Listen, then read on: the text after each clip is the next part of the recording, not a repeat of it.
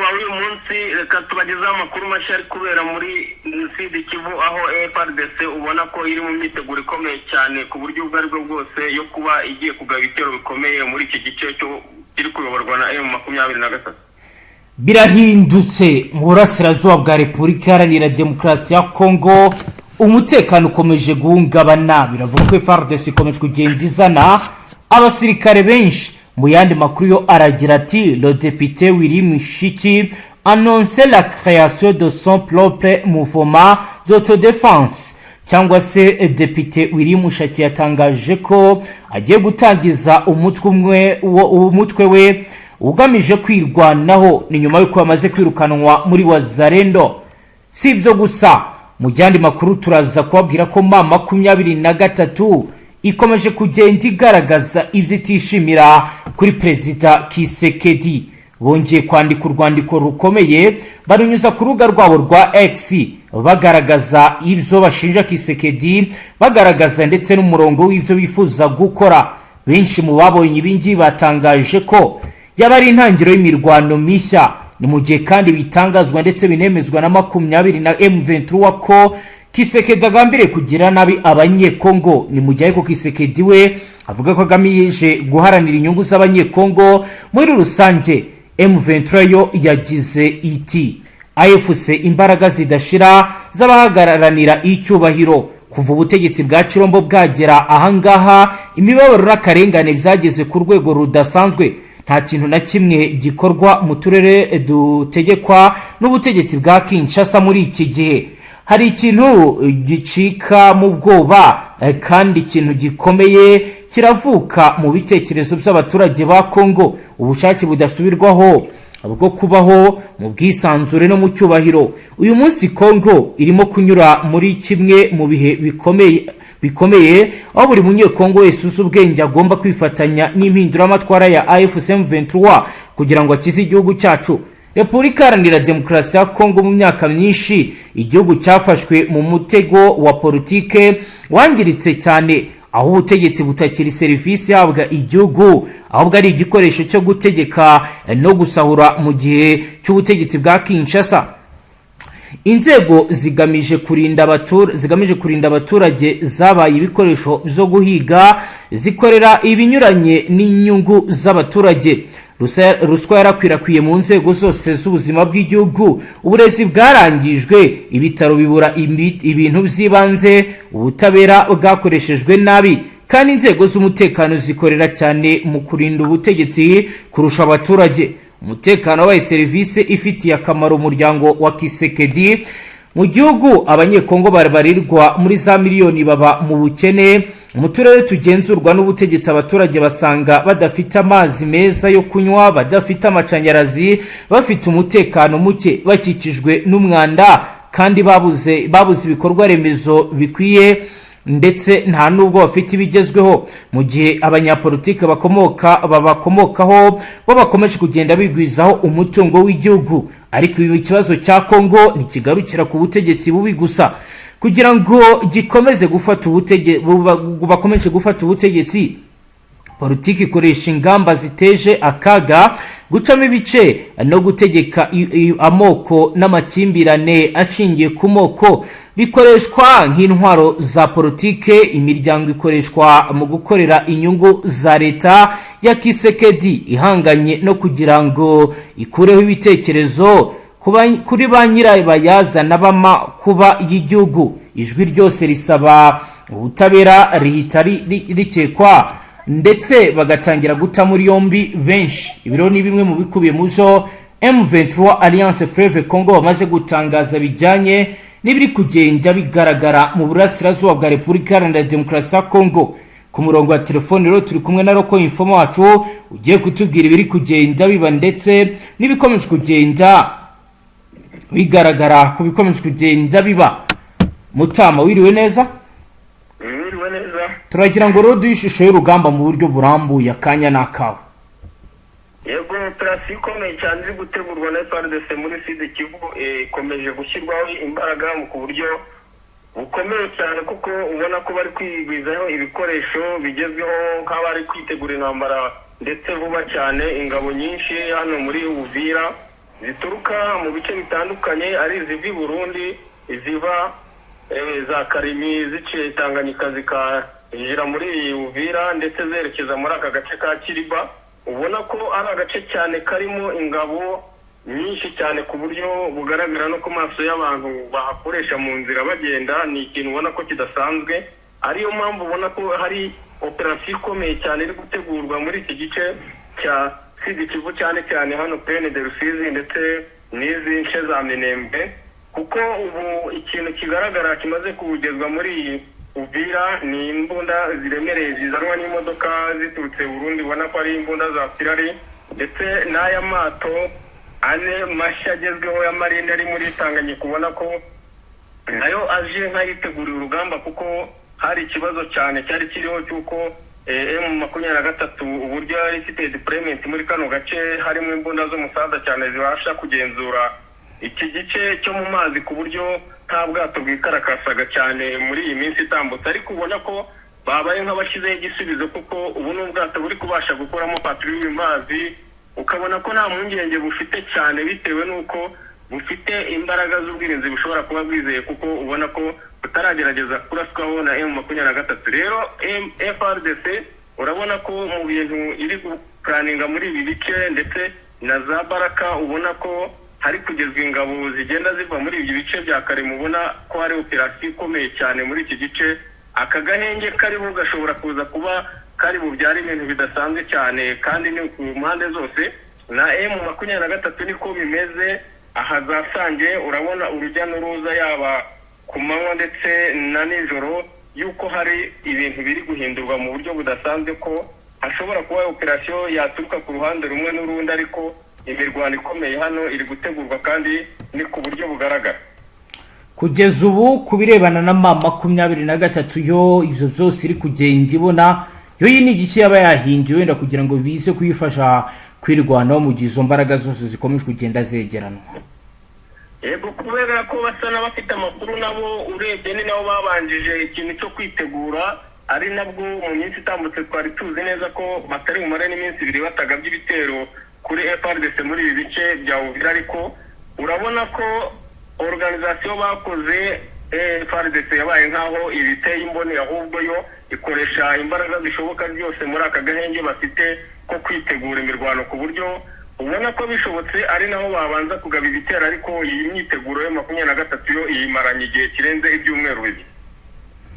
Yego, nyuma yuko biteguye kugeza ubu, abanyamahanga bari mu mirwano bo bari gukora iki kugeza ubu? Update zari nizi abacancuro cyangwa se izi ngabo zigenda zituruka muri ibi bihugu zaje muri coalition ya FARDC n'ubundi irwanira hamwe. Urabona ko organisation zayo ari nyinshi cyane, kuko nk'izi mbunda za tirari zirimo zambuka muri aka gace ka Uvira. Amakuru ahari nuko izi mbunda ziri guturuka Tanzania. Ubona ko ibi bihugu akenshi ibikoresho byabo bisa naho bari bakurikiza, ubwo benshi baba bafite amakuru ko ibikoresho babifatira hano Kongo ariho babisanga, ariko ibikoresho byinshi bigenda bituruka mu bihugu byabo, ku buryo utamenya uburyo bigurwamo, niba ari ubufatanye cyangwa se igihugu bagiha misiyo yenda kikaba kikimenya ku bikoresho. Kuko izi ni imbunda ubona zaje mu modoka agera muri 4, kandi bigaragara neza ko zari zifite urugendo rurerure bijyanye n'uburyo zari ziteye.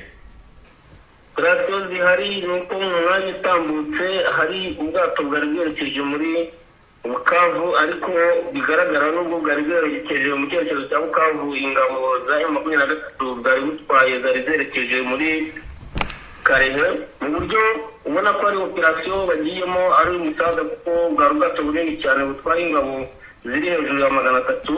Rero urabona ko FARDC mu ntasi zayo ziri muri umujyi arizo, ubona ko ari operasiyo ya 23 imaze n'iminsi n'ubundi zatanze amakuru ku gihe, kuko ubu bwato butaragera mu cyerekezo bwari bugiyemo bwoherejweho drone ibasha gusandarizwa mu kirere cyane n'ubwirinzi bwa M23 ntibyaba igeze ku ntego. Ariko ubona ko hari umugambi wo guhitana uyu musaga w'ingabo zari zerekeje muri aka gace ka Karehe. Ariko buryo ubona ko iyi nzira yifashishwaga inshuro nyinshi na M23 mu kohereza ingabo zijya muri Sud Kivu ndetse n'iki gice cya Karehe urabona ko bibaye nk'imbogamizi cyane ku buryo buhambaye kuba iyi nzira bakwizerwa mu ruhande rwa M23 kuba yakomeza gukoreshwa. Bisaba ko hazajya hifashishwa imbaraga zikomeye cyane kuko ubona ko FARDC isa naho yahagurukiye buri gikorwa cyose cya M23 muri iki gice cya Goma. Yego, ubundi kugeza ubu amakuru ko navuga ko FARDC iri kuba iyafite nk'aho ihari, bari kuyabona gute kugeza ubu ngo? Ikigaragara cyo ko muri uyu mujyi wa Goma ndetse no muri M23 hakirimo abantu cyane batanga amakuru kugiye kuko urabona operation nk'ingi yo kuba bakwimura ingabo zingana gutya ntabwo biteguwe ku masaha 2 cyangwa 1, ishobora no kubibaza iminsi 2 cyangwa 3. Iyi rero bikaba bigaragara ko muri aba bantu M23 itarashyira habona bagiye bafatirwa mu byaha by'ubugambanyi muri M23 ko bashobora kuba aya ari amakuru yatanze ku munsi w'ejo hatambutse cyangwa se na mbere yaho, bakaba FARDC yari isanzwe yafite ku buryo icyo baba bakeneye kumenya ari ukubabwira bati igikorwa kiratangiye ubu tuvugana ku buryo kuba bakurikirana ibikorwa uko bikorwa biborohera cyane. Yego, ikibona ko kigoranye cyane kuri M23 cyane by'umwihariko muri uyu mujyi wa Goma, ubona ko harimo intasi zo ku rwego rwo hejuru ku ruhande rwa FARDC, ubona ko buri ntambwe zabo zose n'igikorwa cyabo cyose bari gukora FARDC amakuru yose biyafite ku gihe. kugeza ubu mu gitondo wari watubwiye batangiye kugenda batabwa muri yombi muri 23. Update kuri iyi ngingo kugeza ubu ni iyihe? Kiriwe nuko basa naho bagikomeje n'ubundi ntabwo birarangira intangiriro kuri M23, ariko urabona ko bagifite akazi kenshi ko gukomeza kugenda batabura ubwo batahuyeho amakuru nk'aya mu cyerekezo yaba arimo cyose, ari guhita afatirwaho ari ku buryo ubona ko ari igikorwa kitari bumara igihe gitoya kuko ubizi neza ko hari n'abashobora kugaragara ukwezi gushize kandi bari basanzwe bahari, kuko amakuru menshi bagenda bayahabwa n'abo bamaze gushyikira kuruta uko babikurikirana mu ikoranabuhanga bajyanye n'abohereza amakuru atangwa na telefone cyangwa ibindi byuma byose by'ikoranabuhanga. Yego, kugeza ubu navuga ko n'ubundi bikomeje kugenda bikorwa. Reka twigireho inyuma gato, ubundi umutekano wagaze gute muri teritwari ya Karehe? Hagenzurwa nande? Ibijyanye n'ibitero zaho byo bihagaze gute? Ishusho yaho, geopolitique yaho? Kiri Karehe cyane ubona ko bashaka gusa naho M23 yinjira muri Warikare, ariko ukabona ko n'ubundi amayikoresha menshi ari aya Karehe, kandi Karehe ari zone isa naho irimo coalition nini cyane za FDL, ubona ko ari naho bashaka gusa naho bafungira M23 mu buryo bwo kuyibuza kujya muri Warikare. Ni ikintu rero ubona ko hari operation ikomeye gutegurwa cyane ku ruhande rwa FARDC, ariyo mpamvu ubona ko M23 iba kuriye ubutasi bwayo itangiye gusa naho ibyitegura ikoherezaho ingabo mu buryo bwo kuba bajya gusa naho batanga umusaza, kuko ariyo kubizi neza ko M23 ifite opposition zisa naho ziri mu ntera zitandukanye ndende cyane ku buryo kubasha gusahangana na iriya coalition FARDC ikunze kuzirimo abasirikare benshi byayigora cyane. Ariyo mpamvu uri kubona ko M23 ubu akazi ifite muri iyi minsi kari hejuru ni akadeployment zo kugenda bongera ingabo mu bice bitandukanye, kuko ubona ko FARDC hose isa naho ishaka guhagurukiriza ibitero bya operation icyarimwe ku buryo kugira ngo M23 ibashe kudefanda bizasaba imbaraga nyinshi cyane bijyanye n'ingano y'abasirikare ifite kandi kabiri igenzura igice kinini cyane. Yego, kiriho rero ubona kuri M23 nuko haba muri Nord Kivu haba muri Sud Kivu amakuru ari ku gihe nuko buri gace kose aho operation ziri gutegurirwa yaba kuri FARDC hari kongerwa ingabo, ku buryo ubona ko basa n'abarebanaho, kandi n'ibi biri kuvugwa ku ruhande rwa FARDC ko mu gice cya Warikare nabo bari kongera ingabo cyane, ndetse imaze kugira amafaranga y'ubuce bitandukanye mu buryo bwo gukumira kuba ibitero bya M23 byajya kwigira muri Warikare. Ubona ko FARDC ikomeye cyane bijyanye n'ibikorwa bya operation bikorwa cyane. Abafaransa baba batangiye imirwano? Ntabwo bararwana, ariko deployment Warikare mu duce tumwe barimo kandi bahageze ku munsi w'ejo, ni uburyo ubona ko ari uburyo bwo gusa naho baba bakumira M23, ubona ko ufite umugambi wo kwinjirayo cyane, bijyanye n'ibikoresho by'ikoranabuhanga bigiye biri mu duce dutandukanye muri kariya gace. Ubona ko M23 bishaka ko yajya kwangiza, ariko FARDC ikaba isa naho yafashe umugambi ukomeye wo kuba nta musirikare wa 23 ishaka ko yareba ruriya rukuta rwo kuba yakwinjira muri Walikale. Yego, reka noneho tujye mu buryo bw'irambuye, tujye mu misozi miremire y'Iminembwe muri teritwari ya Fizi. Fizi ho bihagaze gute kugeza ubu? Abarundi benshi biravuga ko bamaze kuhagera, bavuga ko kandi n'ibikoresho byinshi bihari, bavuga ko ku mugoroba humvikanye drone zagaragaraga ko ziri mu butasi. Byo bimeze gute? Tubwira akantu ku kandi. Niko bimeze mu Minembwe, hari imirwano hano za kwezero byari isibaniro, karubona ko mu masaha atambutse buri umwe wese yashakaga kuba yahayigarurira akagenzura. Ni imirwano imeze nk'aho ruba rwabuze gica muri FARDC ndetse na M23, ariko nubwo mu mirwano yo mu Minembwe ubona ko ihoraho, ariko imeze buri giteka tukabona amakuru yose agaragara ko ari imirwano ihari. Gusa hari ibindi bice byinshi cyane muri Uvira ndetse na Plaine de Rusizi hari gukorerwa operasiyo zikomeye cyane, ubona ko hari uburyo bwo gutegura ingabo cyane, kandi zigenda zituruka mu bice bimwe na bimwe harimo za Karemi, ndetse ubona ko FARDC hari umugambi ifite cyane wo kuba yagaba ibitero mbere y'uko bateganya ko M23 yabagaba ibitero muri kano gace ka Plaine de Rusizi ndetse n'uyu mujyi wa Uvira. Kuko mu masaha atambutse hari amakuru ko hari ingabo ziturutse Karemi nyinshi cyane ndetse zigiramo iz'abarundi zinjiye muri Uvira, zije mu buryo ubona ko hari operasiyo bari gutegura yo kugaba ibitero, kuko bari bafite amakuru ko M23 yari imaze iminsi iri mu gikorwa nk'iki nayo ishobora kubabanzaho ibitero kuba yabasha kwigarurira Uvira, ariko ukabona ko FARDC ishaka kubatanga mbere y'uko bo bagirasaho. Kandi ni ikintu kigaragara cyane muri Plaine de Rusizi bijyanye n'ahantu defense zabo ziri, ingabo z'Uburundi ziri kwiyongeramo ni nyinshi cyane, ku buryo ubona ko hari ikintu kidasanzwe kiri gutegurwa kuri uyu mujyi wa Uvira, ubona ko ugiye kuzaba isibaniro bijyanye n'uburyo impande zombi ziwukeneye cyane. Yego, naho muri Mwenga ho bihagaze gute kugeza ubu?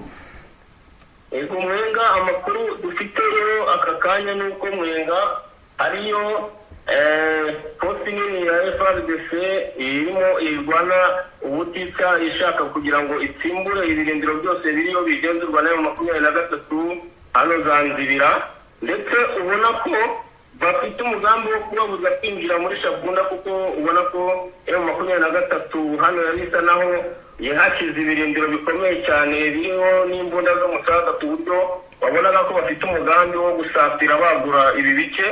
Rero bikaba byatuma FARDC isa naho ihomba cyane, ibaye isa naho ifungiye iki gice cy'ahangaho, kandi ubona ko gifite umumaro mwinshi. Ariyo mpamvu ubona ko hari koalisiyo nini cyane FARDC ifite umugambi wo kugaba ibitero kuri M23, kandi ubona ko hamaze kugenda ingabo z'Uburundi nyinshi.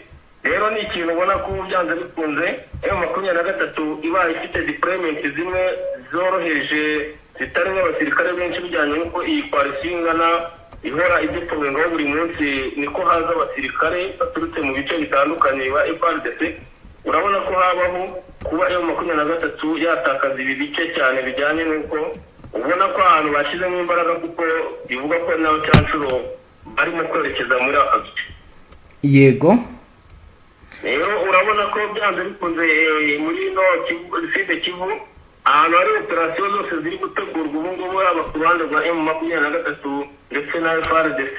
Urabona ko amakuru yose ari gusohoka ari uko buri ruhande rwose ruri gusa naho rutanguranwa mu buryo bwo kwitegura kuba bagaba ibitero ahantu hatandukanye, kuko bose ubona ko bagenda bagwiza ingabo nyinshi cyane bidasanzwe nk'uko iminsi itambutse byari bimeze.